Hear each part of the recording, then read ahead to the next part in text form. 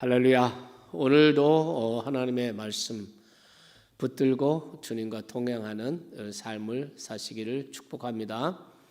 네, 오늘 아침의 묵상은 우리는 그리스도의 편지, 이런 제목의 말씀으로 오늘 말씀을 나누겠습니다. 우리가 고린도 후서 1장의 내용을 보면은 바울이 고린도 교인들, 수신자들이죠, 고린도 교인들에게 문안과 인사를 한 다음에 바로 아시아에서 받은 많은 환난, 아시아라 그러면 주로 에베소죠. 에베소에서 아시아에서 받았던, 복음을 전하면서 받았던 많은 환난들에 대해서 얘기를 합니다. 그리고 그 환난 가운데 하나님이 우리를 위로해 주셨다. 그래서 아시아에서 받은 환난과 주의 위로, 이런 내용들이 1장에 기록이 되어 있고, 1장 마지막 부분에서부터 23절에서부터는 고린도 교회를 방문하려고 했던, 그래서 고린도 전서 안에 쓸 때에 그 얘기를 했었는데 그 계획이 변경된 이유를 계속 설명합니다. 2장 4절까지 설명을 합니다. 아마도 이렇게 설명이 필요했던 것은 고린도 교인들 가운데 오해하는 사람들이 있었지 않았을까, 이런 생각이 듭니다. 왜냐하면 고린도 교회에 잠입해 들어온 이런 유대주의자들, 이런 사람들이 바울에 대해서 어떻게든지 흠을 찾아서 바울을 공격하고 비난하고 비방하고, 이래서 고린도 교인들과 서로 이제 이간하고 멀어지게 만들고 교회를 분열시키고, 이러한 일들이 생겼는데, 아마 바울이 고린도 전서 첫 번째 편지에 방문한다고 그랬는데 방문하지 않지 않느냐, 그러니 바울이 신실하지 못한 사람 아니냐, 이런 식으로 공격을 했을 거라는 생각을 합니다. 추측이죠. 그러니까 거기에 대해서 자세하게 왜 변경할 수밖에 없었느냐 하는 것을 1장 23절 말씀부터 2장 4절 말씀까지 쭉 설명을 합니다.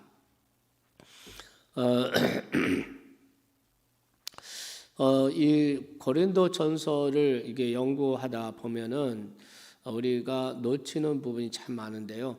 우리가 이렇게 고린도 전서 전체를 전서, 후서를 하면서 그 역사적 배경을 쭉 연구해 보면 이렇습니다. 간단하게 정리를 하겠습니다. 바울께서 고린도 교회를 방문한 것이 두 번입니다. 한 번은 고린도에 가서 처음에 선교사로 복음을 가지고 가서 1년 6개월 동안 복음을 전해서 교회를 세웁니다. 그리고 그곳을 떠나서 에베소로 가 있습니다. 그리고 그 에베소에서 이 고린도 교회 분열과 여러 가지 문제를 듣고, 소식을 듣고 편지를 써요. 그 편지가 고린도 전서입니다. 편지가 써서 그 고린도 교회 여러 가지 문제를 해결하는 이런 내용을 가지고 그것을 디모데가 그 고린도 교회에 전달을 합니다. 그런데 그 사이에 고린도 교회는 이 아주 질이 안 좋은 이런 거짓 선지자들이나 이런 사람들이 와서 유대주의, 복음의 유대주의를 1세기 당시에는 두 가지 유형의 이단들이 있었습니다. 하나는 영지주의라고 하는 그노시즘이라는 영지주의적인 이런 이단이 있었고, 또 하나는 율법주의적인 이단들이 있었습니다. 그래서 이런 율법주의자들이 교회를 막 어지럽혀 놓았기 때문에 사실 그 복음 첫 번째 편지를 받고 많은 사람들이 회개를 하고 수정을 하고 바꾸기를 했지만은, 그러나 일부 교인들은 여전히 그들 속에서 혼란 가운데서 놓여 있었던 것으로 보입니다. 그러니까 바울께서 다시금 직접 이 고린도 교회를 방문을 합니다. 그것이 여러분 2장 1절 한번 보시겠습니까? 2장 1절. 2장 1절에 보면 내가 다시는 너희에게 근심 중에 나가지 아니하기로 스스로 결심하였노니, 이 근심은 아픔을 말합니다. 이거는 두 번째 방문할 때 정말 교회가 하나 돼서 환영하고 사도 바울을 영접하고 이렇게 되었던 것이 아닌 것 같습니다. 그래서 오히려 그 첫 번째 갔을 때 교회에 더 많은 혼란을 주고 어려움을 주었던 것 같습니다. 그래서 2장 1절에서 고백하기를 내가 다시는 이런 상황에서 이런 그 아픔을 주는 또 아픔을 주고받는 이런 상황으로는 다시 가지 않겠다. 스스로 내가 결심했다. 이렇게 얘기를 합니다. 그리고 나서 가는 대신에 가기로 한 그 대신에 그가 눈물의 편지를 쓴 것으로 보입니다. 그것이 4절에 나와 있죠. 내 마음에 큰 눌림과 걱정이 있어 많은 눈물로 너에게 썼노니 이는 너희로 근심하게 하려 함이요 오직 내가 너희를 향하여 넘치는 사랑이 있음을 너희로 알게 함이라. 그래서 이 눈물로 쓴 편지가 어떤 편지냐? 그것이 고린도 전서다. 이렇게 우리가 볼 수도 있겠지만 그러나 다른 번역 성경에 보면은 그것이 아니고 이것 제2의 어떤 편지인 것으로 보입니다. 그런데 어쨌든 간에 그들이 이 눈물로 쓴 편지를 받고 그리고 그 고린도 교회가 회개하고 변화가 됩니다. 그리고 그렇게 선동했던 그 유대주의자들, 율법주의자들을 교회에서 징벌하는 거죠. 징벌한 것입니다. 이런 얘기를 이제 디도를 통해서 듣게 되죠. 듣게 되고 그 다음에 이 고린도 후서를 그들에게 쓴 겁니다. 그러니까 3장 이 고린도 후서는 고린도 교인들이 눈물로 쓴 바울의 편지를 읽고 회개하고 변화되고 이렇게 그 시험에서 고린도 교회가 이제 극복한 이 소식을 디도로부터 듣고 그리고 아주 승리감과 감사와 기쁨을 가지고 고린도후서를 쭉 쓰는 겁니다. 이런 이제 쓰는 내용인데 이렇게 우리가 이제 우선 이렇게 볼 수가 있습니다. 그러면서 이제 2장 12절 말씀부터는 이제 새로운 주제를 시작해서 3장에도 나오고 그 다음에 7장 16절까지 새로운 주제가 쭉 전개가 됩니다.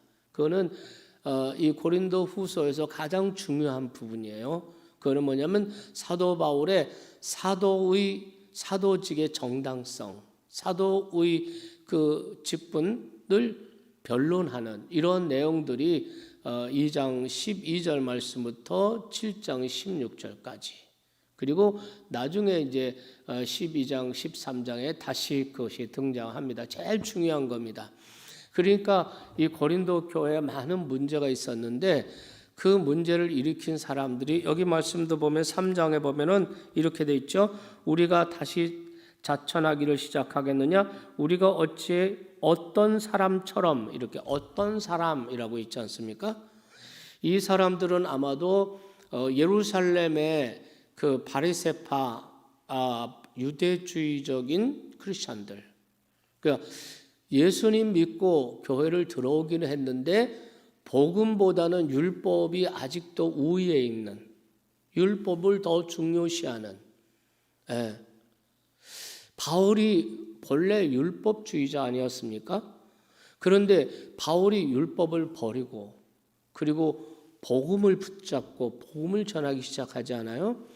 이런데 불만을 가진 율법을 중시하는 이런 예루살렘 교회의 율법을 중시하는 사람들, 우리가 예수님 믿고 교인이 됐어도 복음보다 더 중요하게 생각하는 것들을 사람들이 아직도 가지고 있는 사람들이 있어요. 말하자면 어떤 자기의 정치적인 신념이나 어떤 이데올로기나 이념이나 이런 것들을 더 중요하게 생각한다든가 자기의 경험을 더 중요하게 생각한다든가 이런 것이 있습니다. 이게 아직도 복음보다 더 율법을 더 우위에 두고 더 중시하는 이런 사람들로부터 이 고린도 교회에 보내진 사람들, 이런 사람들, 여기 어떤 사람, 이 어떤 사람들은 바울을 공격할 때 세 가지 정도로 공격한 것 같습니다. 약속을 안 지키니까 신실하지 않은 사람이다. 어떻게 믿을 수 있냐 이거였고, 또 하나는 바울은 예수님을 직접 본 사람이 아니다. 그런데 어떻게 그가 사도라고 할 수 있느냐? 이렇게 공격하는 거죠. 이 공격에 대해서는 첫 번째 공격, 신실하지 않다. 왜 약속 변경했냐? 이것에 대해서는 어제 2장에서 자세히 설명하죠. 너희를 위한 것이었다. 이렇게 얘기를 하고 있습니다.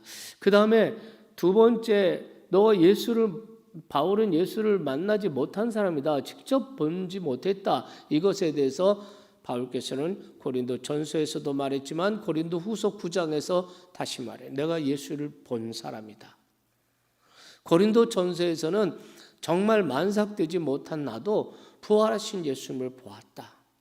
다메섹에서의 사건을 얘기하는 거죠. 이렇게 얘기를 하는 것입니다. 그리고 그 어떤 사람들, 그 유대주의자들이 또 바울을 공격하고 또 그 고린도 교인들을 혼란스럽게 만드는 게 또 한 가지 있었는데, 바울은 추천서가 없다는 거예요. 추천서가. 자기들은 예루살렘 교회에 유대주의적인 이런 사람들로부터 어떤 추천서를 받았을 거라고 생각합니다. 그래서 여기서 우린 추천서가 있는데 그거는 추천서가 없다. 이렇게 주장을 하는 거죠. 바울은 추천서가 없다.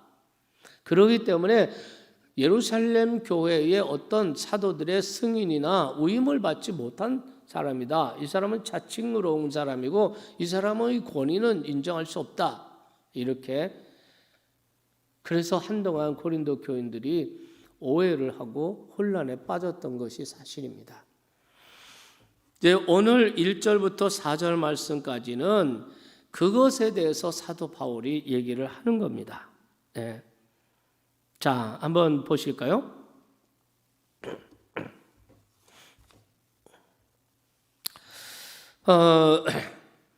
우선 1절부터 5절 말씀까지는 1절부터 5절 말씀까지는 추천서가 없다는 것에 대해서 바울이 해명을 합니다. 어떻게 말하는 거 하니 바울은 추천서 자체를 무시하거나 부인하지 않습니다. 그러나 바울은 사람의 승인이나 사람의 위임보다 더 중요한 것이 하나님의 승인, 하나님의 위임이 더 중요하고 더 우위에 있다. 먹으로 쓴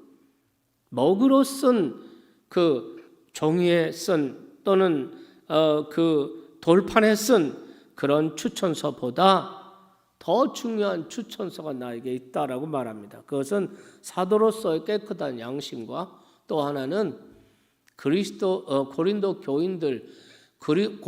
교인들이 바로 추천서다 이렇게 말합니다. 여기서 편지라고 말하죠. 추천서. 그러니까 이 추천서는 일종의 소개서라고 할 수 있습니다. 그리고 그것은 위임장이나 또는 그것은 어떤 그 권한을 부여하는 이러한 의미로 이 추천서를 휴대합니다. 여러분 기억하십니까? 바울이 예수님 만나기 전에 사울이었지 않습니까? 사울이 기독교인 다메섹에 있는 기독교인을 핍박하러 체포하러 갈 때에 대제사장의 공문서를 가지고 갔다 이렇게 성경에 기록되어 있지 않습니까? 그것이 뭐냐면 위임장이에요. 위임장. 여기서 말하는 추천서를 말하는 거예요. 그래서 아볼로가 사도행전에 보면 18장에 아볼로가 아가야로 갈 때 아가야로 가서 복음을 전하 아가야로 갈 때에 그 믿음의 형제들 아주 그 유력한 형제들이 추천서를 써줘요. 그래서 그걸 가지고 아볼로가 가요. 이 형제를 영접해라. 이런 식의 내용을 추천서를. 그러니까 추천서는 그 당시에 아주 일반적인 것이었습니다. 그러나 바울의 추천서는 먹으로 쓰고 사람이 써준 속에서 그런 추천서보다 그게 중요하다고, 그거보다 더 중요한 것이 하나님의 추천서고 하나님의 승인인데 그것이 바로 고린도 교인들 그 자체라는 것이죠. 예, 그 추천서의 내용이 뭡니까? 하나님이 바울에게 준 추천서의 내용은 바로 복음이죠. 그 복음을 고린도 교회에 전해서 그 고린도 교인들이 그 복음으로, 그 추천서의 내용인 복음으로 예수님을 영접하고 구원을 받고 그 구원이 결국 그들의 삶을 변화시켰다는 거죠. 예, 그 고린도 교인들의 받은 구원, 내적인 구원, 그리고 그 구원으로 말미암아 나타나는 그들의 변화된 삶, 그것이 바로 나의 추천서고, 나의 추천서고, 이것이 하나님께서 주신 추천서다 믿으시기 바랍니다. 그래서 여기 보면은 2절에 보면 너희는 우리의 편지라, 그리고 3절에 보면 너희는 그리스도의 편지니 이는 살아계신 하나님의 영으로 쓴 것이다. 돌판에 쓴 것이 아니라 너의 마음판에 쓴 것이다. 이렇게 말씀을 하고 있습니다. 여기서 그리스도의 편지는 겉으로 볼 때는 이게 소유격이지만 내용상으로 볼 때 이거는 주격입니다. 그리스도께서 쓰신 편지란 뜻이죠. 그런데 여기 4절 말씀을 여러분 다시 한번 보십시오. 3절인가요? 3절 보십시오. 너희는 우리로 말미암아 나타난 그리스도의 편지니, 이렇게 되어 있죠.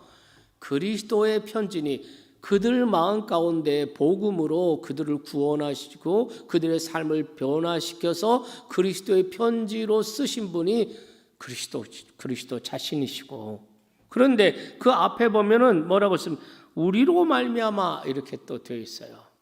그러니까 그리스도께서 바울을 통해서 아멘 복음을 전하고 그 복음으로 고린도 교인들이 죄와 세상에서 부름받아 거듭나서 하나님의 자녀가 되었고 그들의 삶이 바뀌었고, 이 변화된 그리스도인들, 고린도 교인들이 바로 내가 하나님으로부터 추천서를 받은, 내가 하나님의 승인과 위임을 받은 사도로서 정당하다는 것을 증명하는 것이다.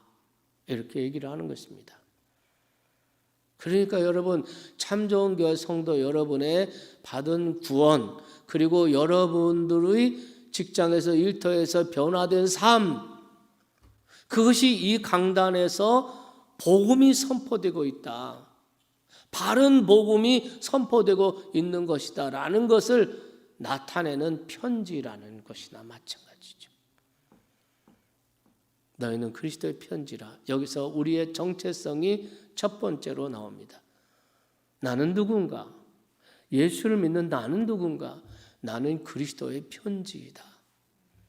우리는 편지를 쓰고 또 편지를 받고 하던 시절이 있었습니다. 요즘에는 뭐 여러 가지 다른 방법이지만 신이 손편지로, 편지로 마음을 전달하는 수단이었어요. 사랑하는 사람에게 편지를 써서 마음을 전달하고, 그리고 친구에게, 멀리 떨어져 있는 친구에게 마음을 전할 때 또 편지를 썼고, 집안 어른이나 우리 어른에게 편지를 써서 마음을 전합니다. 편지는 마음을 전하는 거죠. 우리가 그리스도의 편지라는 것은 내가 복음으로 말미암아 받게 된 내 안에 있는 예수 그리스도, 내가 받은 하나님의 사랑, 내가 받은 구원, 내가 받은 은혜들, 이러한 것들을 나의 삶을 통해서, 변화된 삶을 통해서 사람들에게 나타내고 드러내고 전하는, 우리는 그리스도의 편지라는 것이죠. 믿습니까? 네. 그래서 바울께서 그 고린도 교인들의 심령 속에 그 돌판이나 무슨 종이에 쓴 것이 아니라 그들의 마음판에 성령으로, 주의 영으로 쓴 그 쓰신 주체는 누구냐면 그리스도.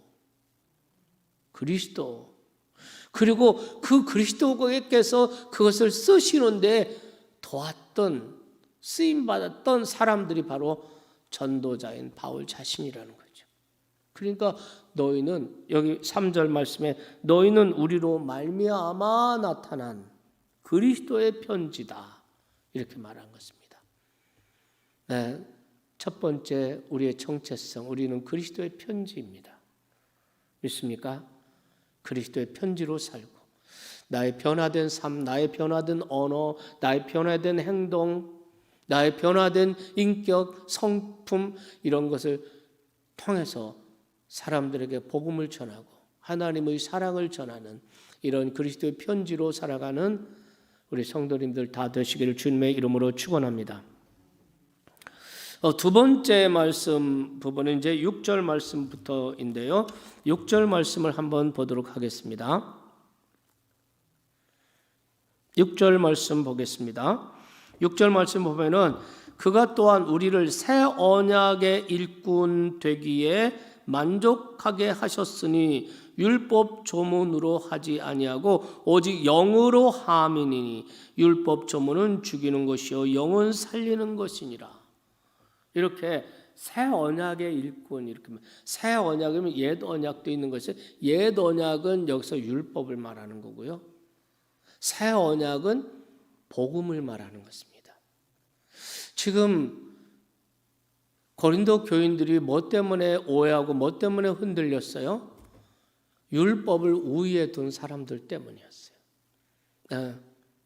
예수를 믿어도 크리스찬이 되었는데 여전히 그 사람들은 본래 율법주의자들이었고 유태인들이었으니까 그 사람들이 완전히 율법에서 자유해서 복음으로 완전히 넘어와야 되는데 이 복음으로 넘어오지 않고 계속해서 그 율법이 자기의 모든 생각이나 그 선입견이 돼서 편견이 돼서 딱 이렇게 그래서 마지막 부분에 보면은 너의 마음이 수건으로 덮였도다 이런 말씀이 있어요. 율법의 수건이 덮여 있어. 그래서 성경을 보면 성경을 읽을 때 그 율법의 수건이 덮여 있어서 모든 것을 율법으로 해석을 하고 다 율법으로 보는 거예요. 복음이 안 보이는 거예요. 복음이. 그런데 사도 바울은 말하는 것입니다. 나는 복음의 나는 옛 언약의 그 율법 조문을 위해서 존재하는 사람이 아니고 나는 옛 언약 율법의 일꾼이 아니라 새 언약 복음의 일꾼이다. 율법의 조문은 사람에게 죽음을 낳게 하고 그것을 정죄를 낳게 한다. 그런데 율법의 그 직분도 영광스러운데 살리는 직분, 이 새 언약의 직분 더 영광스럽지 않냐? 할렐루야. 이렇게 얘기를 하는 거예요. 자기는 율법을 숭상하고 율법 학자였고 이런 과거에 그렇게 했지만 내가 주님을 만나고 난 이후에 예수 그리스도를 만나고 난 이후에 나는 새 언약의 일꾼이 되었다. 믿습니까? 네. 이렇게 얘기를 하고 있어요. 그래서 6절 말씀부터 쭉 보면은 율법과 복음을 계속 비교를 합니다. 율법을 율법 조문 또 정죄의 직분 뭐 이런 식으로 하잖아요. 율법은 우리 죄를 깨닫게 해요. 그래서 율법 앞에 서면 나는 죄인이에요. 율법 앞에 서면 나는 정말 망할 수밖에 없고 죽을 수밖에 없는 죄인이에요. 방법이 없어요. 그래서 바울께서는 이 율법은 우리 자신의 죄를 내가 어떤 존재인지를 깨닫게 하고 죄를 보게 하고 내가 죄인이라는 것을 인식하게 하고 깨닫게 율법이 없으면 내가 죄인인지 어떻게 알아요? 내가 하는 행동, 내가 사는 삶이 죄인지 죄가 아닌지 어떻게 알아요? 율법이 있으니까 아는 거죠. 그 율법의 잣대, 율법의 거울에 보니까 나는 죄인이야. 그래서 율법은 우리가 스스로 죄인인 것을 깨닫게 하고 그리고 이 죄와 사망에서 나를 구원해 주실 예수 그리스도에게로 복음으로 이끌어주는 몽학 선생과 같은 이 브릿지와 같은 역할을 하는 건데 유대주의자들은 이 율법 자체가 구원을 받는다고 생각하는 거죠. 그래도 율법이 중요한 거야. 예수님을 믿었어도 할례를 행해야 되고, 예수를 믿었어도 안식일은 지켜야 되고, 뭐 이런 어떤 그 율법 조문에 매여 있는 사람, 이 사람들이 유대 율법주의자들의 추천서를 받아가지고 고린도 교회에 들어와서 사람들에게 혼란을 일으키는 거예요.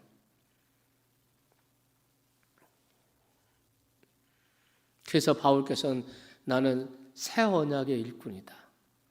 이 새 언약은, 옛 언약은 사람을 죽음에 이르게 죽음을 낳지만 새 언약 복음은 살리는 일이다. 할렐루야.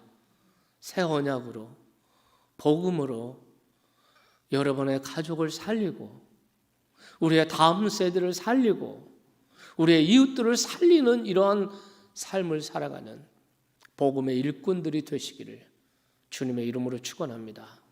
그다음 마지막 한 가지만 더 나누겠습니다.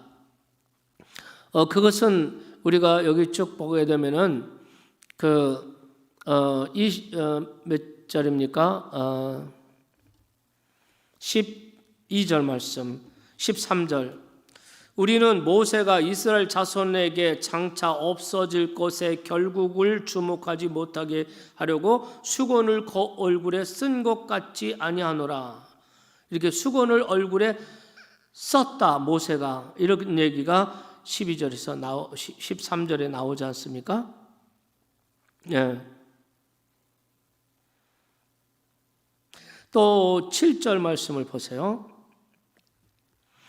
돌에 써서 새긴 죽게 된 율법 조문에 직분도 영광이 있어 이스라엘 자손들은 모세의 얼굴에 없어질 영광 때문에 그 얼굴을 주목하지 못하겠거늘.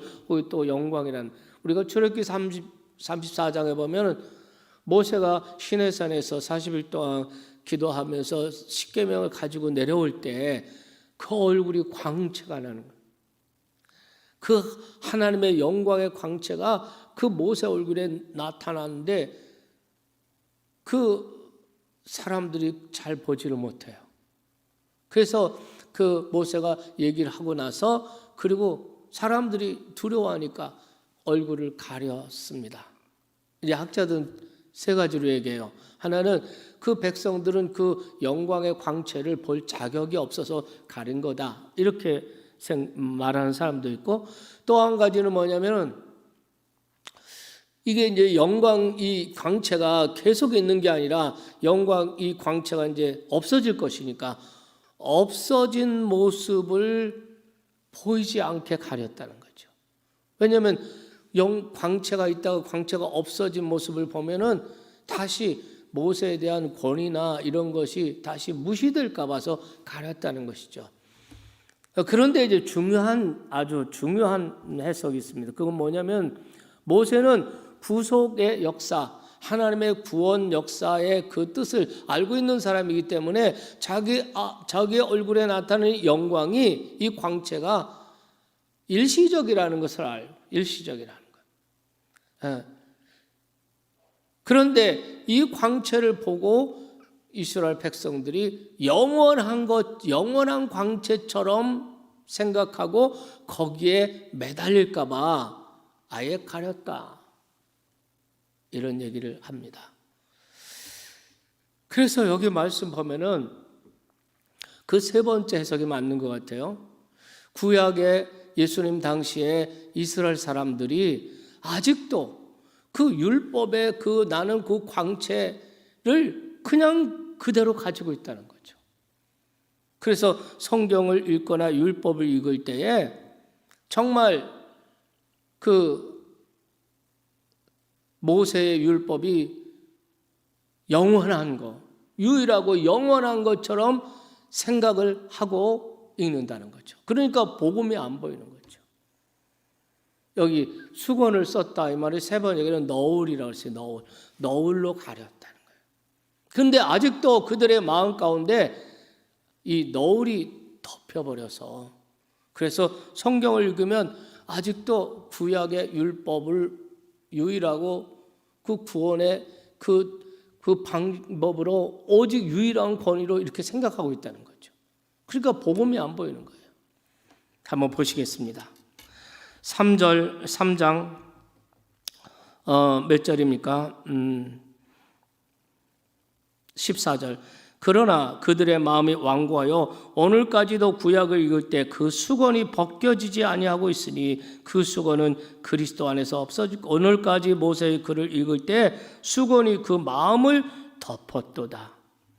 그러나 언제든지 그리스도께로 돌아가면, 복음을 받고 그리스도께 돌아가면 그 수건이 벗겨지리라.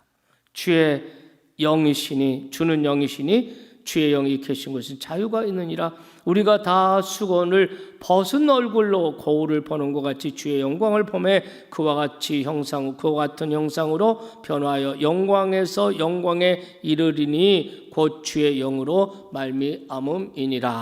할렐루야. 이거는 율법주의자들과 바울 그리고 고린도 교인의 복음과 이렇게 대비를 시키는 거예요. 그들의 마음에는 아직도 그 율법주의라고 하는 그 수건이 아직도 덮여 있어서 성경을 봐도 그리스도를 보지 못하고 성경을 읽어도 그들이 복음을 보지 못하고 있다는 거예요. 오늘 아침에 우리의 기도 제목입니다.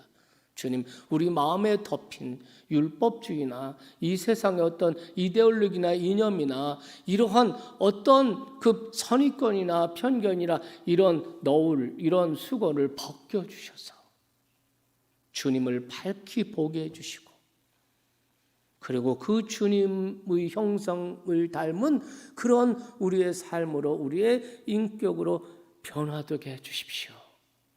그것이 우리의 기도 제목이에요. 성경을 읽어도 설교를 들어도 내가 가지고 있는 편견과 선입견이라고 하는 이 너울이 가려져 있으면 말씀이 제대로 들리지도 않고 그 말씀을 살아갈 수도 없게 될 것입니다. 그런데 바울 그 당시 고린도 교회는 바로 율법주의라고 하는 너울이 쓰여져 있어요. 그래서 성경을 봐도 주님이 안 보이는 거지. 복음이 드러나지 않는 거지.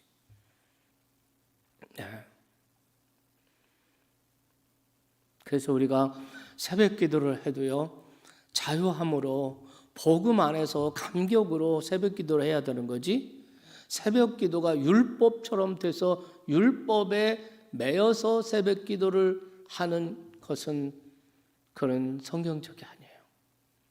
11조도 율법이 아니에요. 11조는 율법을 초월한 것이에요. 하나님에 대한 나의 고백이에요. 하나님은 내 주인이십니다. 믿습니까? 이러한 정말 내 마음에 가려진 이 너울, 정치적인 어떤 이념이나 어떤 편견이나 또는 신앙적인 또 경험에서 나온 어떤 선입견이나 또 율법이라고 하는 이런 것이나 이런 어떤 것이 이렇게 너울처럼 이렇게 마음을 덮으면 안 된다. 오늘 아침에 기도할 제목, 주님, 이 마음을 덮고 있는 이 너울, 이 수건을 벗겨주십시오. 오늘의 기도를 한번 같이 보겠습니다. 오늘의 기도, 첫째, 나의 변화된 삶이 그리스도의 편지가 되게 하소서.